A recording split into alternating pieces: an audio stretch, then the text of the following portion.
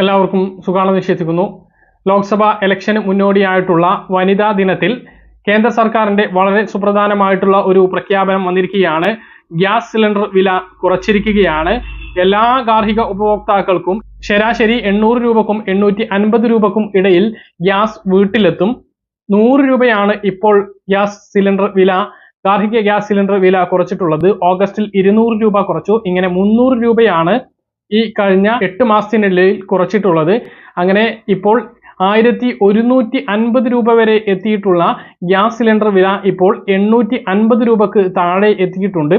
മാത്രമല്ല, ഉജ്ജൽ യോജന പദ്ധതിയിൽ ഉള്ള ആളുകൾക്ക് 300 രൂപ സബ്സിഡി 1 വർഷം കൂടി നീട്ടാൻ വേണ്ടിയിട്ടും കേന്ദ്ര മന്ത്രിസഭാ യോഗം ഇന്നലെ തീരുമാനിച്ചതായി കേന്ദ്ര വകുപ്പ് മന്ത്രി പീയൂഷ് ഗോയൽ വ്യക്തമാക്കി. നമുക്കറിയാം, രാജ്യത്ത് 8 കോടിയോളം ആളുകൾക്കായിരുന്നു ഉജ്ജൽ യോജന കണക്ഷൻ ഉണ്ടായിരുന്നത്. പുതുതായിട്ട് കൂടുതൽ